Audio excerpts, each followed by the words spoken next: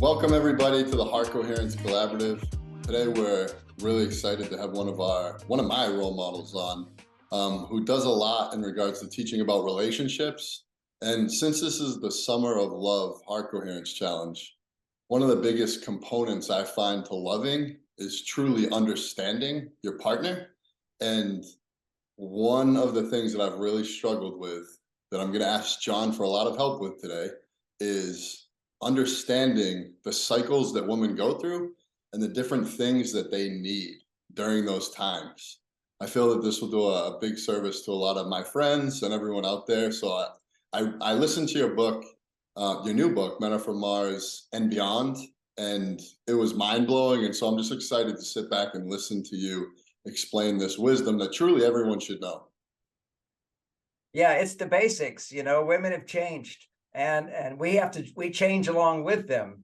One of the interesting things, Kyle, is that while men don't necessarily buy all the relationship books, men need love just as much as women. And love is, I heard a definition of love recently. There could be many more flowery definitions, but one is the felt experience of oneness. The felt experience of oneness. Ultimately, we're all seeking that in many different ways. Oneness with ourselves, oneness with our children, but also oneness with our mates. And particularly when somebody's very different from us, the heterosexual relationship, we're seeking connection to our female side while we can also be masculine. Yeah. See, a lot of people are a little bit lost. Men that want to connect with their female side, but they lose their masculine side in the process. So it's a new concept to how can I be feminine? I'm a man. To be feminine means to be happy. When you're producing female hormones in your body, if you also have male hormones, you'll feel happy, you'll feel love, you'll feel connection, because it's more the estrogen in our body that allows us to have that experience of felt connection. But you still have to connect, you still have to be on your male side. Otherwise, you've lost yourself in the relationship. And that happens to a lot of us men because we love our wives so much. We got to lose our point of view and we have to bring it back, and how to bring it back without being disruptive. So that's sort of a dynamic. So I want to talk about, just briefly, sort of set the stage for our conversation. As women have become more masculine because they're doing traditional male jobs, and which is great. That's evolution. Everybody has opportunity to do what they like, right? So they're moving over there to various degrees, and they tend to disconnect with their female side. So in order for us to connect with them, because we want to feel connection, we go too far to our female side. That's the problem for men. It's very easy for men to be what's often called feminized. It can be insulting to a man. Ironically, to very feminized men, they're very proud of it. But the reality is there's many ways a man can be on his female side too far. Simple examples of that. One is he could be needy, which is often women will say, I get my husband's needy, whereas used to be men were saying my wife's so needy, right? And it's a much better thing if your wife's needy than your husband's needy, I'll tell you. Because when a woman is needy, she's actually on her female side. And so you can provide a sort of masterful masculine strength to her, and it will bring out the best in her. She just has certain needs. But a lot of women are fearful of going to their side of them, which has needs. Because you can feel, I need my husband. I'm so grateful he's in my life. I don't have to go through life alone. I don't have to do it all myself. My gosh, I'm so happy to have this great guy in my life. That's love, okay? That's the love that fuels every man, which is to feel that their wife needs them, values them, is happy. And sometimes women have a resistance to saying I need. They have all kinds of, I want a man, I like a man. Another one they'll say is I choose to have a man in my life. Okay, all that's fine, but if it's not fueled by needing, actually a felt need, then there's no joy, there's no happiness. When you're hungry and somebody feeds you, you're so happy, you feel so bonded to them. And this is biological, is that when we have needs, estrogen levels come up in the anticipation of getting what we need. And so the premise will go with the questions you have is, as anybody's, if you have a need and you anticipate getting what you need, your estrogen levels will go high. And for women, high estrogen levels is really beneficial for their well-being. For example, if a woman is happy, her estrogen levels will be 10 times higher than a man's. If a woman is romantic, her estrogen levels will be 20 times, will double in the presence of that man. And that's powerful. Now, for a man, his testosterone, if a man is feeling good, his testosterone levels will be 10 times to 20 times, sometimes 40 times higher than a woman, depending on his biology. You know, when you look at a different body types of men require more testosterone to feel good. If you have like huge shoulders, occasionally so you got huge shoulders, he may need 40 times more testosterone than a woman, maybe like over 1,000 or something like that, in order just to feel good. And so he has to have a lifestyle that stimulates admiration, courage, appreciation. You know, it's kind of like the guys who do the dirty jobs, the difficult jobs, and they say, it's my job. You know, they need that stimulation of society as well as our partners, particularly, to go, I'm so lucky to be with this guy. And that is testosterone. Men need this higher level of testosterone stimulation. If they don't get it, what happens is they feel depressed. They feel irritable. They can feel all anger. Ironically, is when a man's testosterone levels, he doesn't feel supported and feeling successful. Then what happens is his estrogen levels will go up and his testosterone goes down. And that's what anger is. Anger is actually an aspect of men going too far to their female side. And it could be a very manly man. We call a manly man who's like out there, you know, when there's hurricanes, there's guys that will get out and pick up trucks and bring water to everybody and risk their lives. You know, I call that the manly man. Well, he's the guy who requires more love, the kind of love that pumps up testosterone. And if he doesn't get it, like a man out of work, he's depressed. He's not doing something to be in service of other people. He's not feeling needed. He's not feeling motivated. You know, I watched a special on Arnold Schwarzenegger the other day. Netflix has it. Great show. And Arnold, his whole life, basically, his father told him, always stay busy being needed. Do something where you're needed. Do something where you're needed. It's the ultimate message to a mesomorph. A mesomorph is a body type that requires a lot of testosterone. And ironically, he's never depressed. He's never unhappy, whatever. I mean, there's moments in his life where he crashes, and then he basically says, I got to be something useful. Let me be needed. Let me be needed. Let me be challenged. So he went from weightlifter, you know, a challenge to get out of Austria and become number one. That not that every man's going to become number one, but then he went into movies, was knocked down again and again, just kept persisting and being useful, being needed. And then he went into politics, you know, and now he's kind of too old to be very meaningful, in my opinion. He's all grumpy, but that's what happens. But when men stop feeling their motivation, what happens is they'll have a heart attack. That's what the insurance companies say, is that when men stop working because they can retire, they're no longer selflessly serving. And when they're not doing that, their testosterone goes down. And that's the major reason for heart disease for men, is their testosterone goes down. We know that because for the average male who has heart attacks, it's because he's retired. He stopped working. That's the insurance companies explaining that. So that's a little of the basics, because I know we're going to have a conversation about men today, and I'm happy to answer any questions you have.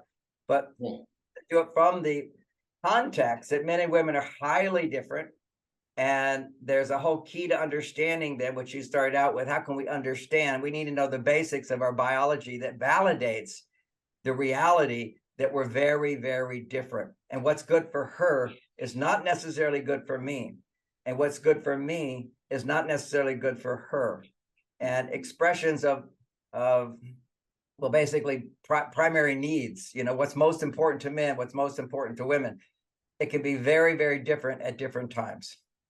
Yeah, and I appreciate that. That was a great explanation of what is good for men. And so I would love to hear what is good for women in regards to where they're at in their cycles, because this is one of the things that blew my mind. You know, I've been in these relationships throughout my life, and it feels like at one moment my partner loves me, and then the next moment it's like a completely different thing. And then when I listened to your book, it made sense because they're going through these chemical differences. So I would love if you could just share what those different chemical experiences are for women throughout their cycle. All right. So and it continues on after their cycling, but in a slightly different way. But the biology here is that women's body that makes them very different from a man's is that they have the potential, whether they do it or not, to make a baby every month. So the hormones are circulating, and if they're in harmony with that circulation of hormones, meaning the different shifts and changes in her hormones, nature rewards her because she's a good woman making babies. From one, in the primitive brain, it's like we need food to digest. We don't think about digesting. Well, women have this hormonal shift that goes on, and culture. This is that people talk about, is it nature? Is it natural for men and women to be different, or is it culture? To me, there's no argument at all. Culture, a good culture, supports women producing the female hormones, and the good culture supports men producing the good male hormones. Like, for example, the idea of culture was creating marriage. Well, if you have a marriage where the man is committed to having sex with his wife only, that was an evolution of culture. Some cultures are polygamous and so forth, but they evolved. We're civilization that evolved into being monogamous. Well, what happens when a man is monogamous with his wife? She has a level of security that she's not going to be cast out as her body changes and she gets older and be stuck with kids all by herself. So what nature provides is that when men actually earn a woman's love, that means she has her pick. What man am I going to pick? And men are out there, dating her and doing things for her and making a commitment to being faithful to her. That was the whole idea of marriage. Then what happens if you have that kind of commitment? That means she's able to feel, I can depend on you so much. I don't have to depend so much on myself. I can depend so much on you.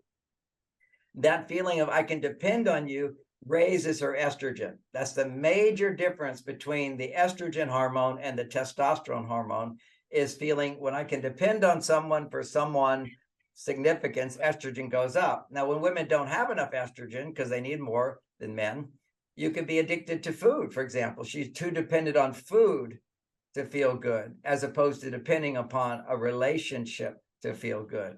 And it's not just a relationship with a man, it's also a relation which is going downhill, because men are, the whole narrative is you can't depend on a man, toxic masculinity. There's no such thing as toxic masculinity. Masculinity is what built this world. There's toxic people, without a doubt. There's corrupt politicians and there's corrupt businessmen, but they're tiny, tiny, tiny bit. We built the world, and our mothers created us, okay? And women stood behind us and for us, and there wasn't, when I teach in China, everybody wants to meet my wife because they know in their culture that any successful man has an amazing wife who stands by him and fuels him, and biologically she admires him. Admiration produces testosterone in a man. Acceptance of his flaws, forgiveness, that produces huge amount of testosterone. Like, I made a mistake, my wife says, no big deal, it's okay, I know you're doing your best. Powerful phrases, what women can learn from men, and have attitudes like that, because they'll get more from him. It's like learning the higher road, to appreciate what he provides for her. Now, that's a big one, because today women don't need men as much. You see, our economy is such, when a woman can support herself and she can feel safe, her basic needs, survival and security and identity, which is, her teenage years, so to speak. She's got girlfriends, she's got friends, she's got clubs. What do I need him for? What do I need a man for? And then I can do it all myself. These are good things, but then she has to evolve her consciousness into what I need him for is an emotional fulfillment. Nobody wants to go cook alone. Women don't want to cook alone. Men don't want to cook alone. You want to cook for somebody. It's a bummer. Who wants to go sit in a restaurant alone? It's a bummer. Who wants to go to some entertainment? Oh, I just went to Hamilton, great show, and I'm sitting there by myself. There's no fun in that. Women want to feel my husband got the tickets, and I want to take credit for I got the tickets. I worked hard for the money to do it. That's a wonderful thing. It's part of life. It's relationship. Life is boring and flat, and when we don't have relationship, we're not happy. Simple as that. And this is the direction everybody's going in today, with so many addictions. Men are 90% more vulnerable to addictions to substances, dopamine stimulating substances, or porn, which is also an addiction. The lowest, most potent addiction there is for a man is the addiction to sex. Now, and then sex alone or sex with a stranger, huge addiction. But it's the reason it's such a powerful addiction is because it's fueled by a natural instinct.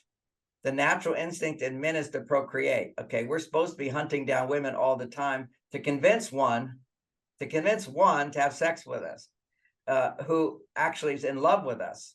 But if suddenly you have so many options to have sex, and we have no culture saying you need to have a committed relationship or marriage before having sex, then men would experience sexless, loveless sex. When a man has sex without love, his body makes a different hormone.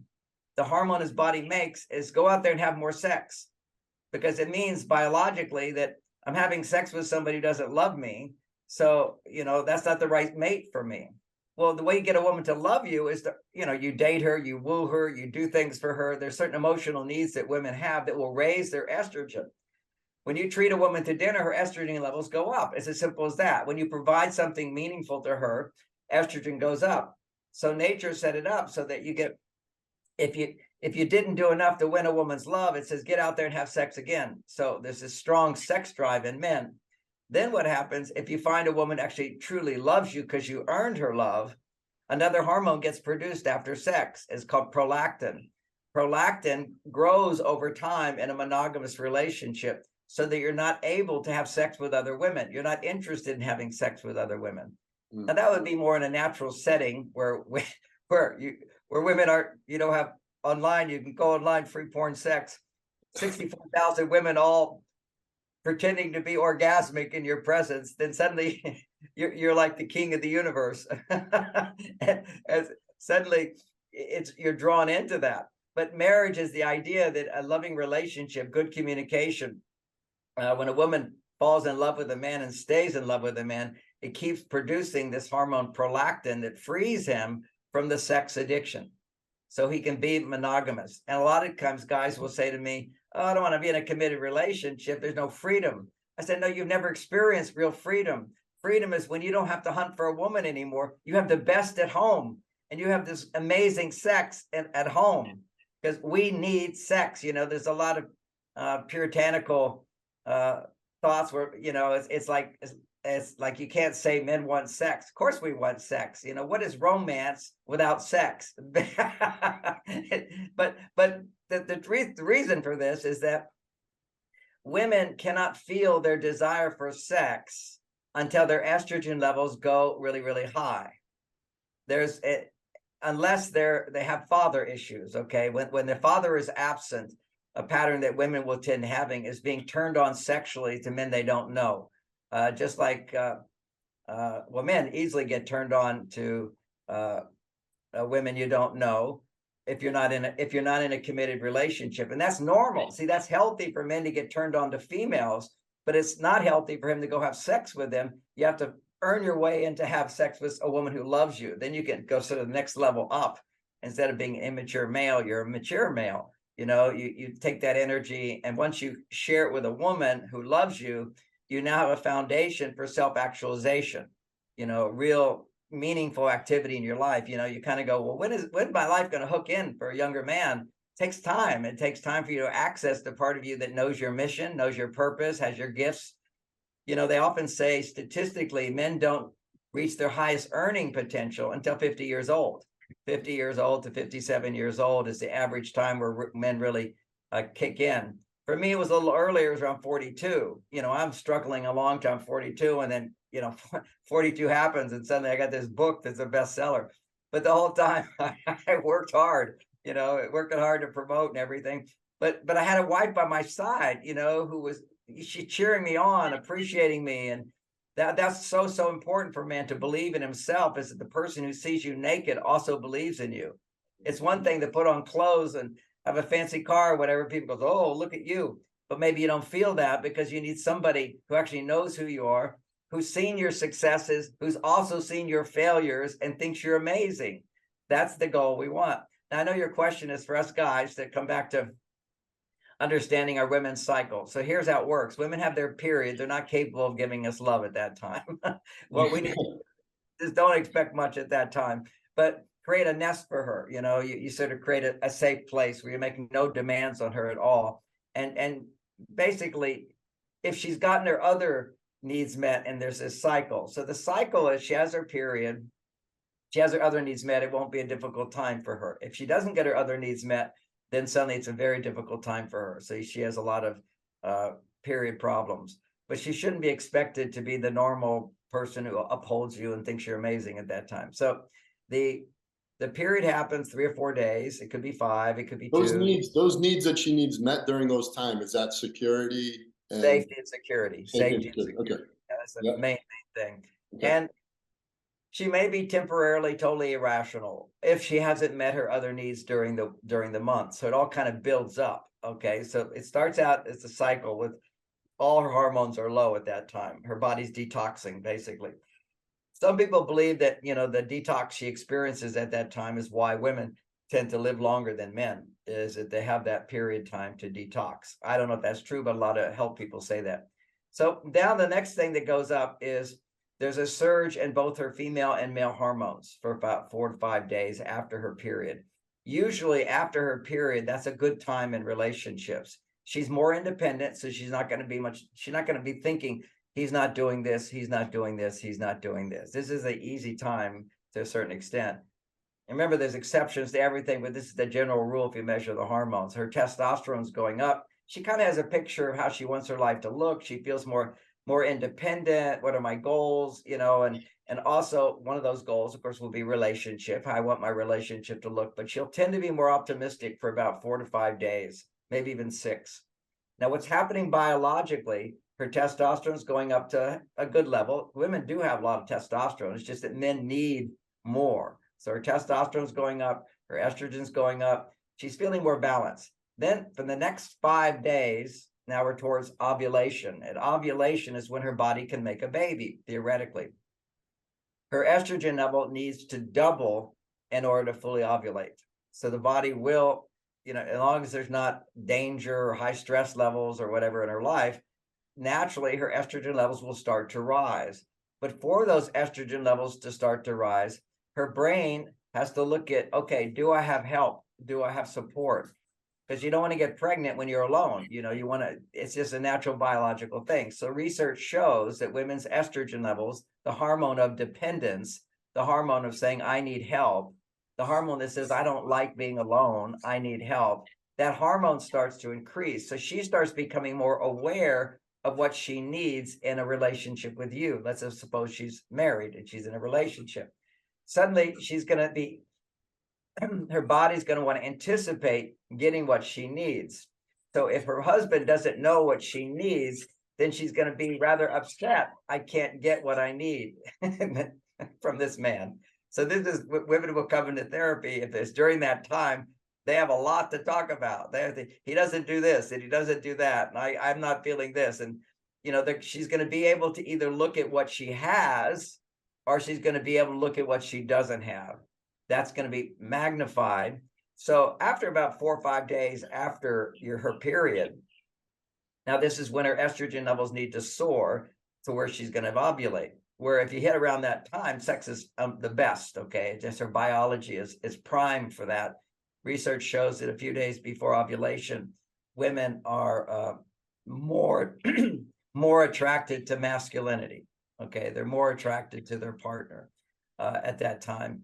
If he has masculinity, if he's complaining, or if he's out of work, that he's feeling passive, or if he's retired, all she's going to experience is fantasies about Hercules.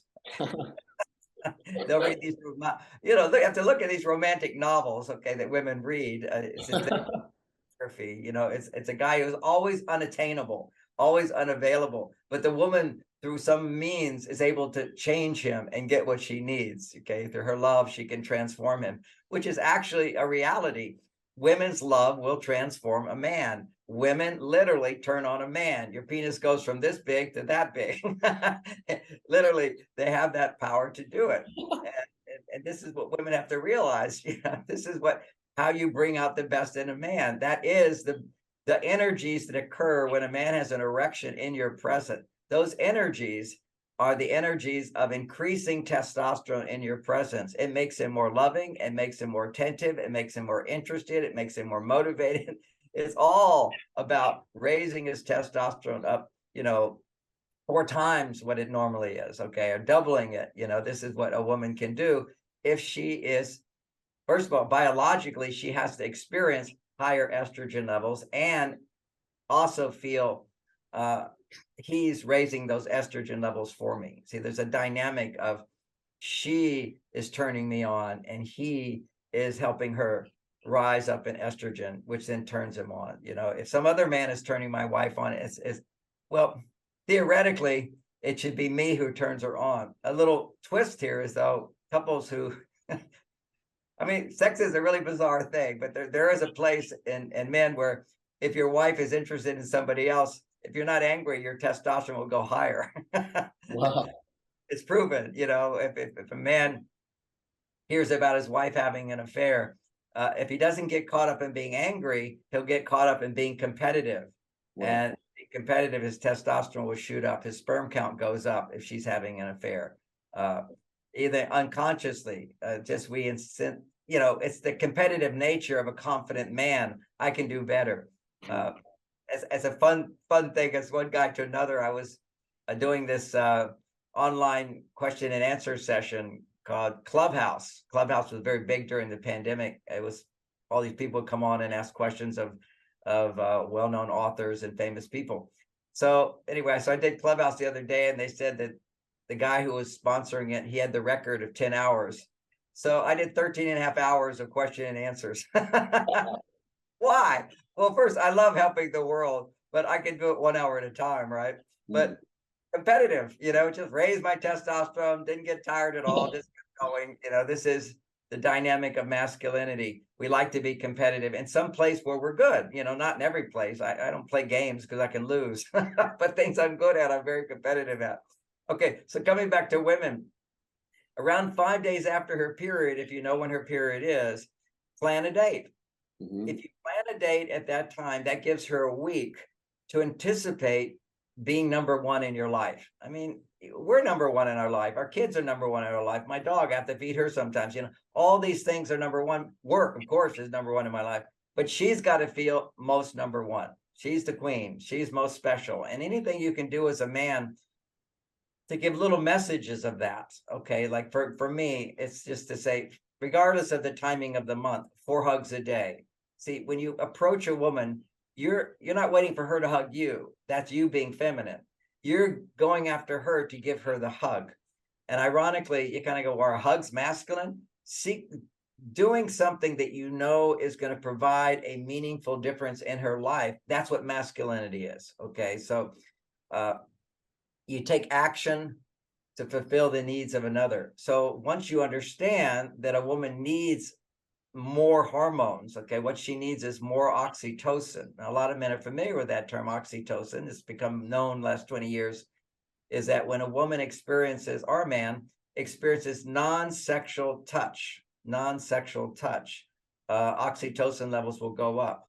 Well, oxytocin does not lower a man's stress level, but it lowers a woman's stress level. This is, they keep trying to say everybody needs oxytocin. No, we men do not need, we need a certain level of safety. But if you have confidence, you live in a world of safety. And what you need is a little danger to experience your courage. Okay, so that's why, I tend to drive my car a little faster than I need to. Otherwise, it's boring. Yeah. We need challenge. This is masculinity. And my wife's not thrilled by that. Now, some women run on high testosterone, so they might relate to everything I say as a man. They can relate to that, but it's not who they are. It's a part of who they are. It's their male side. And often women go to their male side to avoid the uncomfortableness of being feminine. That's the woman's challenge, is to overcome her resistance to being feminine, to experiencing feminine energy.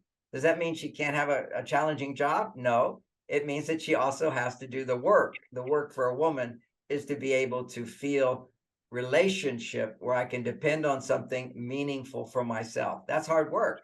For men, our challenge is how to be independent without being too dependent on others. It's like when work gets hard, eeks, maybe I'll get somebody to do it for me.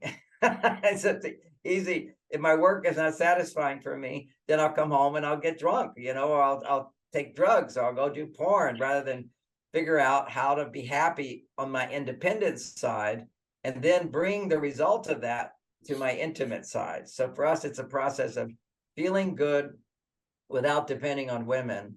And then once we feel good, provide something for a woman and feel even better. Okay, so that's the dynamic, is to keep, when you're not happy with your wife, usually it's a sign that you're not happy with yourself, even though she might have done something wrong and, not appreciated you, rejected you. But your unhappiness primarily comes from, I'm not doing something on my own to feel good.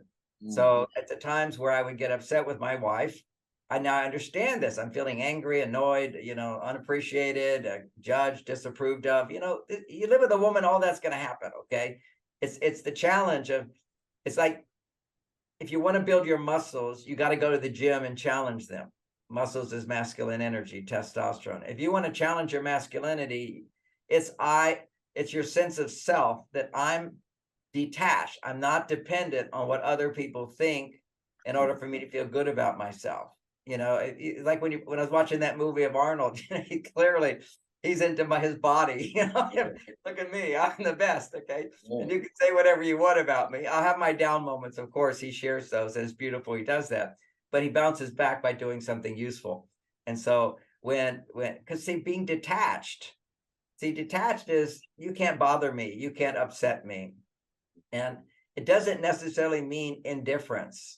Okay, you can still have feelings, you can still feel empathy for another, and you can feel empathy for yourself. You can temporarily feel sorry for yourself and then be detached, do something useful, and let go of all that negative emotion. The idea is to be able, for men particularly, to let it go, to keep letting it go. And if you just stay alone, you'll be kind of flat, you'll be detached in your life. But it's having a relationship where you're connecting with your female side through your partner, then you're going to be able to be affected by things. And that's what we want. We want vulnerability. You don't want to feel like my daughter died and I have no feelings. You want to feel like my wife is crying and I have no feelings. But what you want to do is be able to feel my wife is crying and hold her hand, put your arm around her. I know it's hard, sweetie. I love you. You don't have to do much when women are emotional. The main thing they need is to feel connection, And they'll say all kinds of crazy things. That's it. Every woman does it. It's not just your wife. They're irrational beings. Emotions are non-logical. Okay. Now, emotions can be logical. That's all your good emotions. Most of your good emotions is you're seeing reality, that everything's okay. It's not such a big deal, and I'm happy. So, but when they're unhappy, just accept, okay, my wife's unhappy about something. She's temporarily a little crazy. We can say in a nice way, temporarily, she's emotional. You know what that means? I mean, people say, oh, I'm too emotional. Well, heck, I have no problem with a woman being too emotional if she's madly in love with me. That's what an orgasm is. It's too emotional. Of course, that's great. But we have this idea that when they're emotional, it's negative, because usually before they can find their positive emotions, they often have to feel their negative emotions. This is just the way women are designed. It's the way our brains are designed.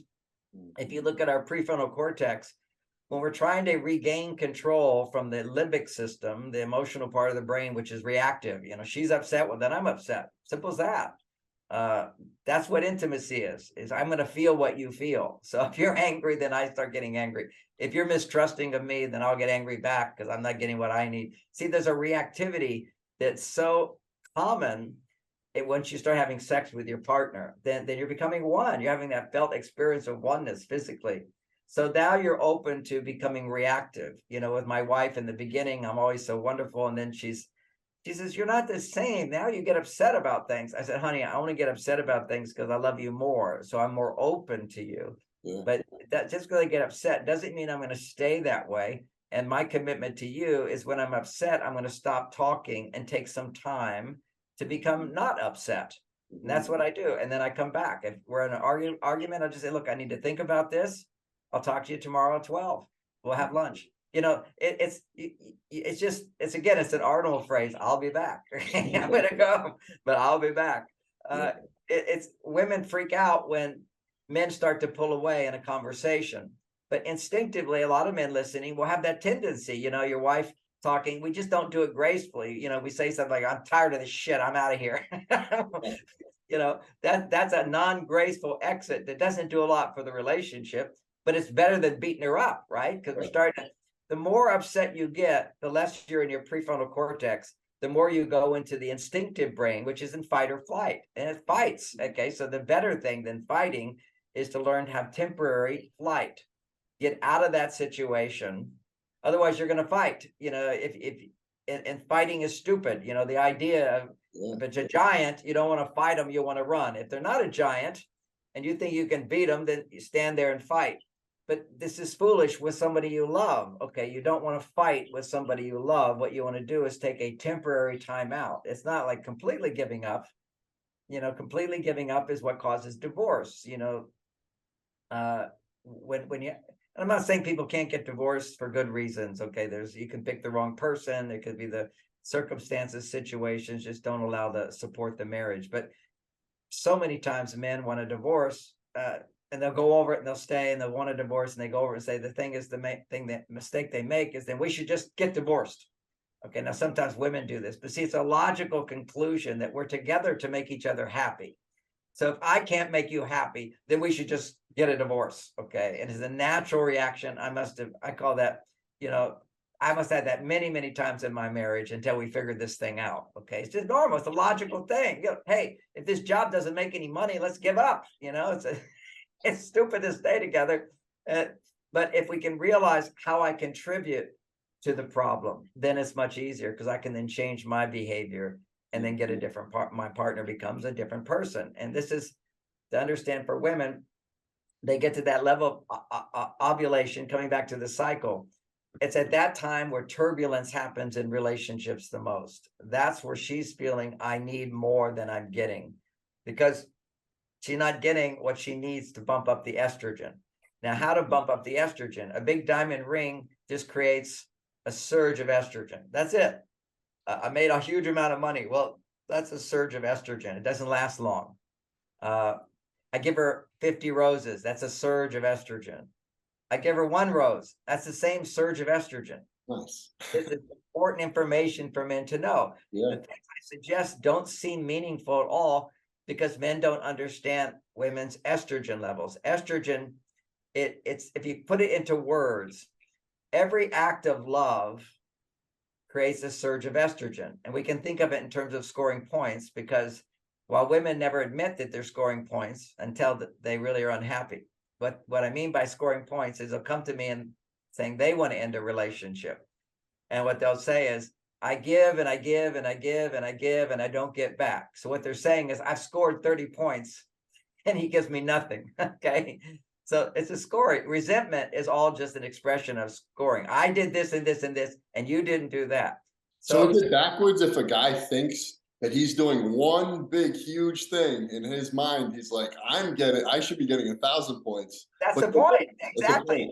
If we were all men, you would get 1,000 points. If we were business partners, you'd get 1,000 points. Hey, you made all that money, you should get more. Yeah.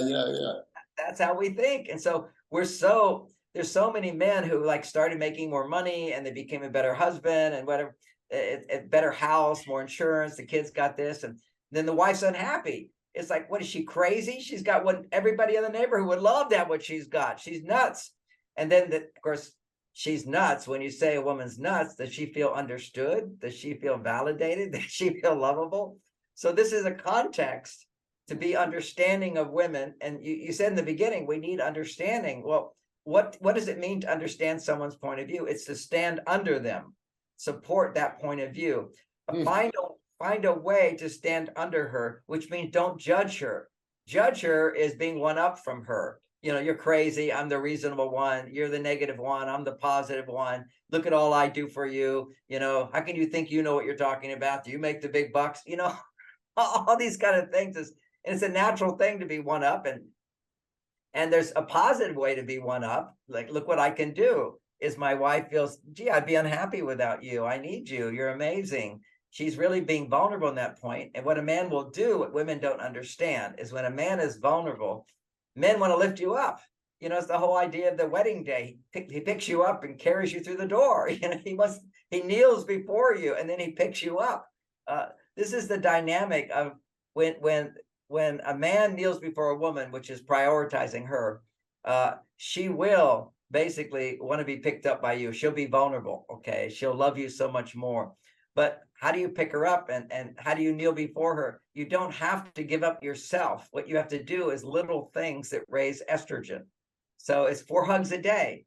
You find her, you get a point. So the point system looks like this. Give her 50 roses, you pretty much get 1 point. Give her 1 rose, you get 1 point. Yeah. It's just, So buy it's those 50 roses and give her one at a time. right. Yeah, well, they won't last that long. That's the Right, point. right, right. I've got so many funny stories about roses. In the beginning of my marriage with Bonnie, I'd bring her flowers, and then I did that. Man figures that's the little stuff. I've done that. Why do that again? It's not such a big deal. So what happened for her is that I was leaving for work one day. I saw this vase right by the door. Just glanced, didn't notice it at all. Then next day I saw 3 vases by the door, and then next day I saw like 7 vases. She borrowed vases from the neighbors, stacked vases up in front of the door. And I said, "What is this?" And she says, "Think about it." I said, "Oh, you want me to bring you flowers?" And she said, "Yeah." And Nice. look, you're the one who goes shopping. It's much cheaper at the grocery store. She said, "John, you don't get it. It's when you bring me the rose. You thought about me. You brought something to me. It feels good." And so that's romance. As you think ahead. That's why I'm saying to men, don't wait till she's ovulating to say, let's do whatever you want to do. No, let it be a week in advance. Because the way women's brains work is when they anticipate something special, they'll organize their life so they're not going to be distracted, and they can receive that. Women are very, very difficult to experience romance. They have to sort of anticipate it. It needs to build up over the time to create a mental space as well as a physical state. Somebody's taking care of the kids, or I've got this, I don't have to bother with that. They've got to clear out the debris. And what does that, ironically, is pure biology. Anticipating something special, where she feels special, he's doing something for her. That prioritizing, the anticipation of that allows estrogen to go up. And this is a really key point, anticipation. Same thing for me. When I teach classes, for example, I don't know, my testosterone goes at least 300 to 400 times, 3 times, 4 times higher, because I'm anticipating success. Okay, so the anticipation of success, I wake up feeling really, really good. Those are the days. And it's the reality. I wake up feeling pretty good every day, but not like if I'm going to teach a workshop. Yeah. Today, I'm going to be doing interviews and talking, so I have way more energy when I wake up, because my brain is anticipating being successful. This is the whole thing for me. This is why setting goals and all of the make money, be rich, abundance things, be successful, achieve. It's always writing down your goals. If you write down your goals, then your brain activates the reticular activating system of the brain, that you set your goal and you forget about it. Your brain's busy going, okay, what do I need to get there? What are the opportunities to get there? It's going to be looking for that. It's automatic. You write out your goal, but the key thing when hormonally is when you write out a goal, you now anticipate, I'm going to do this. I anticipate I'm going to do this. I anticipate I'm going to do this. And that raises testosterone. Just the anticipation of job done, job done, job done. And unfortunately for men, bigger job done produces more testosterone. But what I've learned through, 34 years of marriage to my first wife, Bonnie, or actually I was married before for 2 years, made all the mistakes. Then married Bonnie for 34 years. She's passed on now, and I have a new wife. But the anticipation of knowing how to handle her, because she's like a wild horse. She's very emotional, okay? Because I love, once you know how to handle an emotional woman, it just means sex is going to be even greater, okay? It's because women who are emotional have biologically just have more estrogen. But also, I won't say it's just biological. I just somehow they feel safer in their life to be emotional. And in her life, the emotions were primarily negative. I had a very negative marriage. Was very upset, wanted to be all alone by herself. But I come along and I go, this is perfect, because I know how to make a woman feel safe.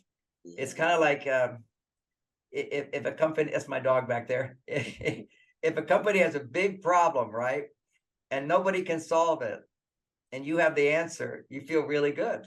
I know how to handle it. With emotional women, that means they're going to have waves. That means they're going to get really happy, and then they're going to get really unhappy. And if when that wave starts to crash, this is an idea in Men from Mars, is when the wave is crashing, and you can't stop the wave. Doesn't matter how successful you are as a man. You have to get that. Doesn't matter. A woman goes up, she will have to go down, okay, in order to come back up again. Wow. When the wave is coming down, all we want to do as men is try to get her go back up, go back up. You know, explain to her why she should be happier. Explain to her why she should see me in a different light. Give it reasons. And honey, you're making a big deal out of this, and this is wrong. Don't you realize I was doing this? We're trying to talk her out of being upset. And every man knows that time comes in the month where she doesn't realize it's when her estrogen levels are going higher. She has a tendency to overreact to things, way overreactions, and remember stuff. Her brain becomes more active. Well, you didn't do this and you didn't do that. And anytime you try to explain to her, honey, I didn't do it, you know, it's been 3 years since I did that. All right. Women have this big memory, right? Yeah. 3 years since I did that. I don't do that anymore. Then immediately, if you do that, then she has to go, well, the other day you did this. She has to start finding things. Her brain has to find reasons to justify irrational emotions so she doesn't feel she's going crazy. I'll just say that again. Women have these surges of irrational emotion and they don't want to feel crazy. So the brain has to find justifiable reasons for why I feel that way. So if we understand simply that, yeah, it's huge. And like you said, understand and just stand under her. Yeah, stand under her. And realize that and how do you make sense of it without being judgmental of it? The way you make sense of it, because we have to make sense. Now we have a way of understanding. She's a woman. She processes things out loud. We tend to process things inside on our own.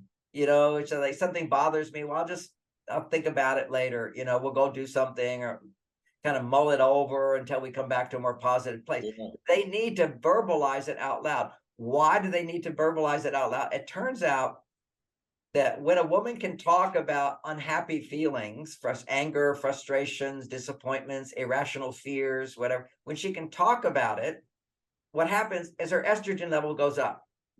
Just biologically, when a woman is stressed, okay, this is cortisol. Blood flow cannot go to the reasonable part of the brain.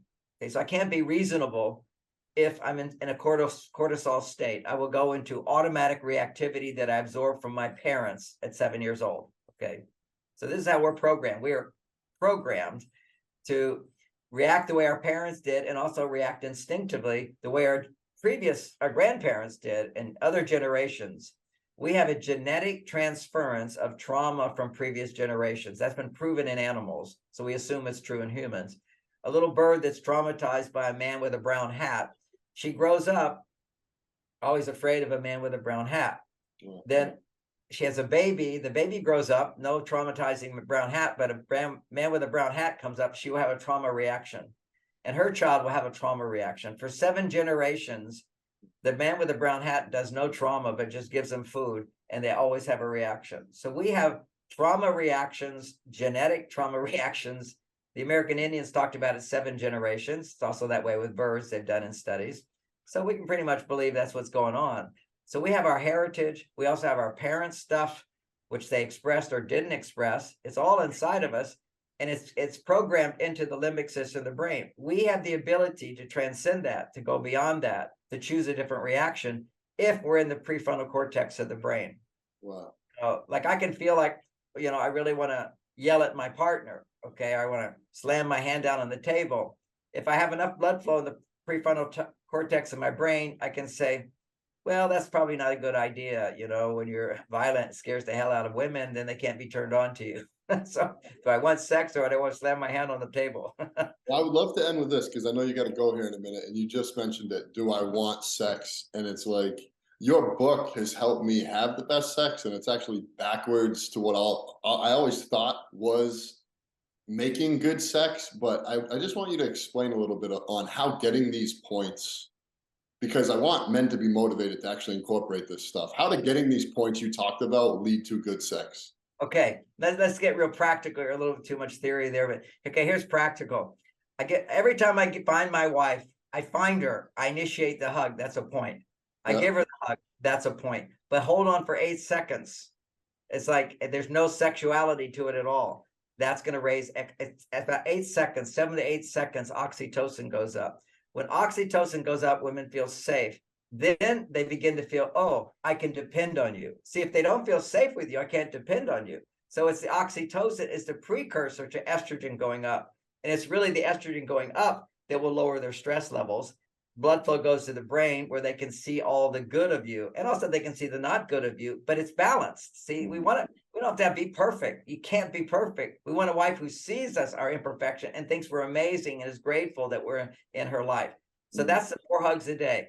I wake up, I give them, I say bye, I'm going to my office, give hugs. I come home, find her first. The kids all want to be with me. I rush, where's your mother? Go to the mother first. That's another extra point for prioritizing her over the kids. These little things. I come into the room. Anytime I come into the room, I notice her. I mean, I've heard women saying counseling, he'll come into the room and he doesn't even see me. I'm like, I don't want to be seen. Just ignore me. But just to be seen, just, hey, how are you? Touch the head and do it 3 or 4 times a day. It doesn't matter. It's lots of little things. And one of those hugs, say something. I love you, sweetheart. I'm so glad to be married to you. You're the most. Men think, why do I have to say this for 30 years later? Words, it's like, why do you need to stick the penis in the vagina 30 days later? It's an experience, okay? For women, words are an experience.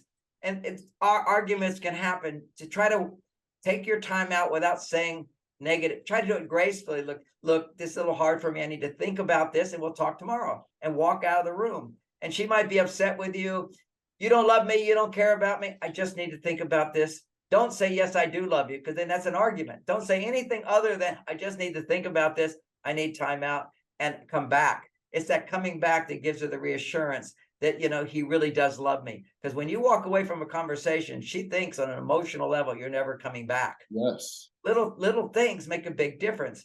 Tone your anger down. If you're starting to feel angry, 2 choices. One is, first, see if you can tone it down by remembering. If she can talk more, she'll remember that I'm the great guy in her life. Otherwise, I'm trying to tell her to remember me, I did this good thing and I'm not so bad. Anything you do to defend yourself to your wife is just going to make the conversation worse. The way you defend yourself is be the person she wants you to be. And in that moment, what she needs is somebody who's going to be non-judgmental, non-critical, but validating. Try using phrases like, help me understand that better. Tell me more. What else? Because in your mind, you're feeling in control still. Your testosterone's up. You're cool, calm, and collected because you have a goal. Your goal is to let her talk more. And in the beginning, she'll talk a lot. But after a while, she will not need to talk so much. She'll know that you're actually capable of hearing her. She doesn't have to prove herself, justify herself until after a while. And another validating thing for men is, I know it must be so frustrating for you. I know that was disappointing. I get it. It's hard. I'm so sorry. That was a hard day for you. Just some kind of response that's always sort of kind and gentle, but don't minimize what she's going through. Like, honey, it's really not such a big deal. You don't have to worry about that. Do the opposite, which is, well, tell me more what your fears are. Put it into words. Help me understand it better. And you just try to own her point of view, knowing it's temporary, irrational feelings in order to sort out all of the negativity. So then she can come back to feeling what she feels good about, and she will. But that's what men don't know, is that women can come back to feeling good, just like we can make mistakes, be upset, feel angry, and then come back to feeling cool again, feeling fine. They have a recovery by bringing it out. We do it quietly. And that's the key thing, is when you disconnect from your partner emotionally, no emotional reaction, take time to build up your testosterone, do something that makes you feel good, that's productive, not like porn that makes you feel good, but your testosterone goes right down. Try not to do something too dangerous, but something that's challenging, competition, whatever. This will help you feel good. Sometimes going to your cave feels really, really good and you don't come out. So it's important to come back out of the cave and do something to show that you're in a good mood, you're being helpful to her, you appreciate her. So we had rituals. And when I went to my cave after somewhat of a argument, a little scary argument, we left that behind, but we did have those times. I would go to my cave and then I'd come back, I'd stroke her hair, and whatever she was doing, I'd kind of like join in and help. Okay. Not even, can I do something for you? She might go, I don't know if you can do something for me. Realize that they're a little scared. We're scary guys, we're big, we get angry. Oh my gosh. Genetically, when men get angry, people die. So maybe you would never do something like that, but your wife will react as if you did, not knowing why she feels that way. So again, creating this space. And one final thing, because I know we're finishing up with Kyle, you want a few practical touch. Here's something you may not have read in my books. It's so important, or maybe we did in our last talk. But when you're making love with your partner, make love, which as you're becoming aroused with her, also say things. Say things. I just want you to know I love you so much, honey. I'm Yeah. so lucky to be with you. Mm. I will love you forever. That's a romantic phrase. There's nothing logical about it except that it's okay to say, I love you forever. And if you can do this prior to making love, have an agreement with her, honey, I love telling you how much I love you. And it'd be really nice if you ask me, do you love me? Give her permission, because every woman, every moment of her day, subconsciously is saying, do you love me? Do you care about me? Am I number one? They're just too embarrassed to say it out loud. But if she can say that simple phrase, do you love me? How much do you love me? Tell me you love me. Tell me more how you love me. What that does allows women's estrogen levels to go higher and higher, because she's able to express that insecurity inside of her, because she's naked. She's opening up. Mm. An insecurity. She needs reassurance at that time. And of course, we always say, of course, I love you. I love you so much. You're the best. And words can add into physical stimulation, and it can bring making love to a much higher level. Thank you for this amazing guide that I hope so many men benefit from, man. I love you. Thank you so much, Kyle. Real This is appreciate it. awesome. Thank you, John. Take care, Bye-bye. everybody.